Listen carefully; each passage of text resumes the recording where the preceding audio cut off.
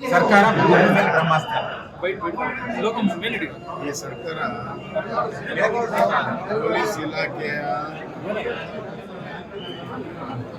ಸಂಪೂರ್ಣ ನೈತಿಕತೆಯನ್ನೇ ಸರ್ಕಾರ ನಡೆಯುತ್ತೆ.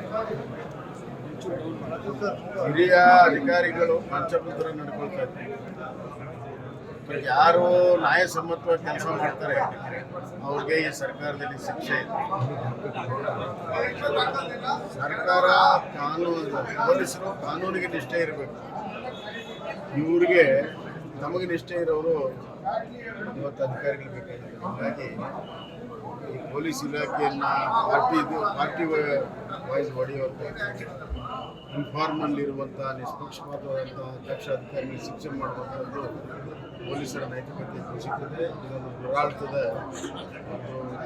ದುರ್ಲಕ್ಷಣ.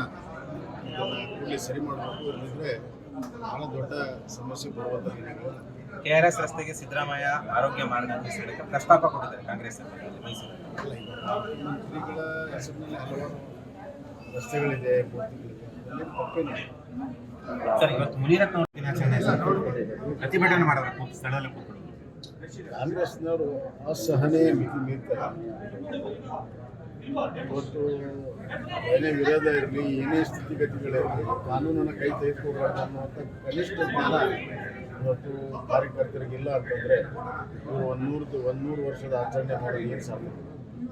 ಕ್ಷಣ ಕ್ಷಣದ ಸುದ್ದಿಗಳಿಗಾಗಿ ಫ್ರೀಡಂ ಟಿವಿ ಸಬ್ಸ್ಕ್ರೈಬ್ ಮಾಡಿ, ಲೈಕ್ ಮಾಡಿ ಹಾಗೂ ಫಾಲೋ ಮಾಡಿ. ಹೊಸ ಸುದ್ದಿಗಳ ನೋಟಿಫಿಕೇಶನ್ಗಾಗಿ ಬೆಲ್ ಐಕಾನ್ ಮೇಲೆ ಕ್ಲಿಕ್ ಮಾಡಿ.